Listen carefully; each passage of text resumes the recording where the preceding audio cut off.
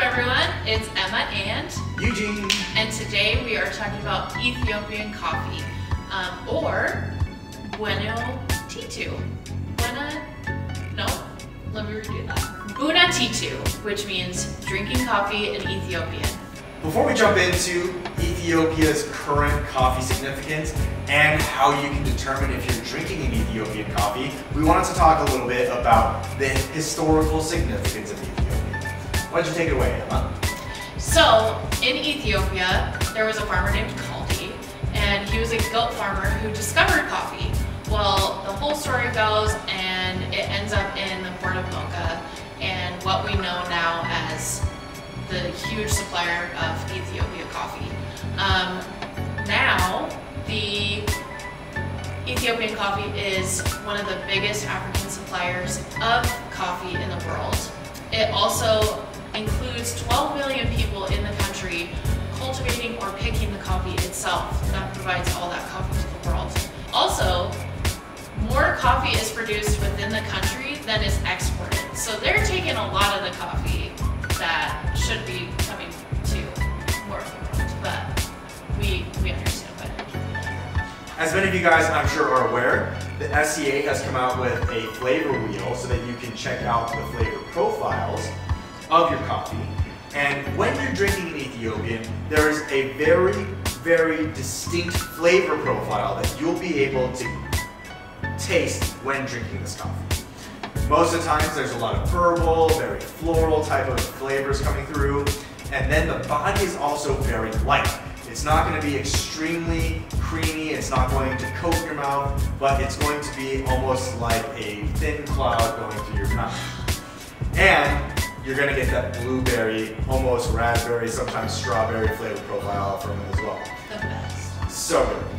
Our very first coffee here that we actually absolutely jived on, and I think Emma's first black cup of coffee was an Ethiopian ghee'd, and it was like a juicy berry with chocolate notes, and it definitely had some herbal flavor tones as well. So delicious. Very delicious. And so as you are continuing to delve into the different origins of coffee and what's available, I 100% recommend taking time to take note of your Ethiopian coffees and the flavor profiles that are currently being produced. Of course, the flavors change region by region, and so if you're getting the coffee from, say, Gucci, Sadamo, you're probably going to be getting a lot more of like that blueberry flavor, and then from Yirgacheffe or a few of the other locations like Harar, you are getting completely different flavor profiles, but within the same spectrum of floral, herbal, berry, and so on.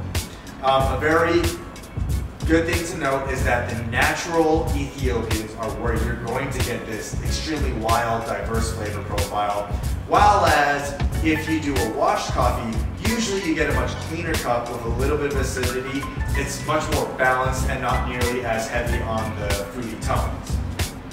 So, we wanted to do something a little fun today. Obviously, we have an Ethiopian here in the shop. This is Ethiopia Oromia. Oromia is another region out there. This one isn't natural, and we're going to create a drink that Ethiopians are making or have made, which is a coffee with ghee butter.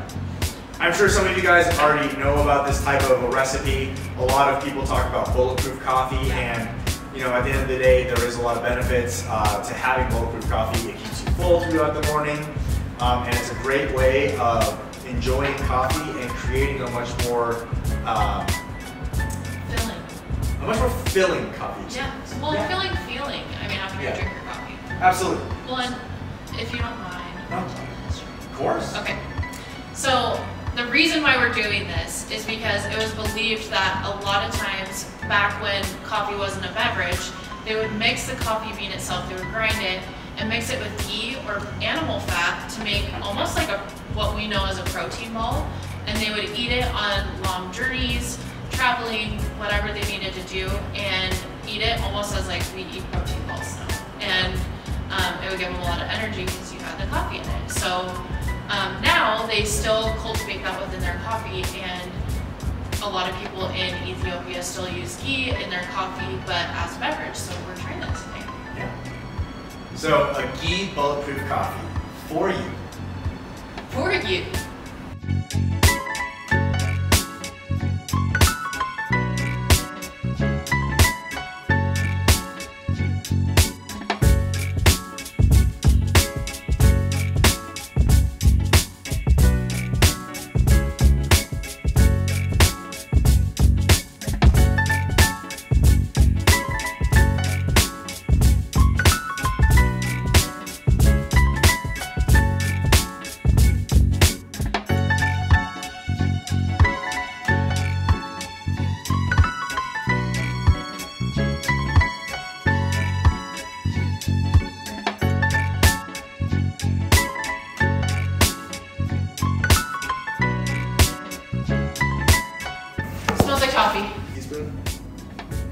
and that would fit there.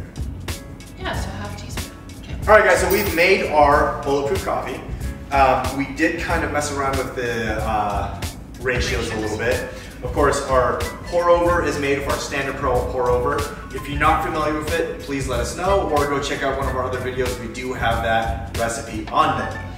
For the coffee with the butter, we started with 2 teaspoons in each small cortado glass here. These are about 4 ounces each. And it was a little too much. So that was my bad. Yeah. We went ham on the butter, but we pulled the butter out, and now we're at about a teaspoon each for 4 ounces. So when you are doing this, if you want to make a full 12 ounces of coffee, recommendation is 1.5 teaspoons. So we're gonna go ahead and try it. Cheers. Cheers.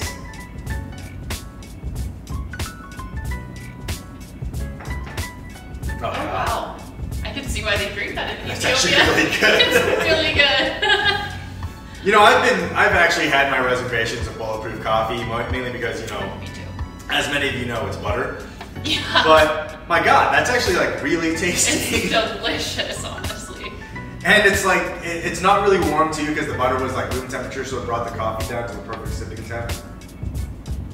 And I've actually never had ghee, so this is my first experience with ghee, and wow, it's delicious. Yeah, that is very good. That is very good.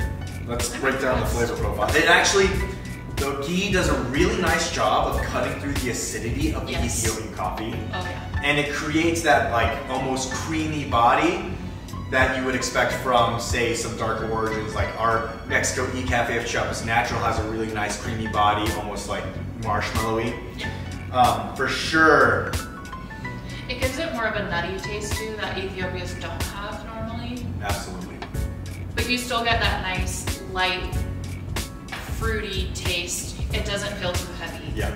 I would say that Emma's initial reaction is very accurate. This definitely smells like a toffee before you drink it. The sweetness from the Ethiopia does complement well with the ghee. Yes. And my recommendation is, yeah, give it a shot. It's a cultural drink. It's definitely worth drinking. And for those of you who have really fast mornings that you don't have a lot of time to eat, make breakfast or anything like that, this is a really good alternative because you are getting a little bit of fat to help start your day. Yeah. And my gosh, it really is very tasty. It's good. I'm so surprised. Yeah, I had my reservations, I but did this too. actually turned out a lot better than we had anticipated. Like I could drink this every day. Yeah. Yeah. Well, you probably won't. I probably won't. You might. I don't know. What is that supposed to be? Who knows? Anyways, well guys, thank you so much for joining. Again, per usual, we do our best to create content for you. So feel free to comment below if you want to see other recipes, anything else, learn more about different brewing methods, find out more about espresso, get into the nitty-gritty about water and coffee. Find out more about a different origin. Find out more about a different origin. Yeah. But yeah, this is our Ethiopia Aromia with butter, and it is delicious. With ghee. With ghee.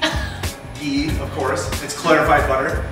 And again, thank you guys so much for joining. Comment below, like if you enjoyed, and Like, subscribe, and yeah, keep on following us. Let us know what you want to see next. Thanks so much, guys. thank you. Bye. Okay, this was really good. Surprising, my God. Literal mind blowing. I bet coconut oil would be really good too.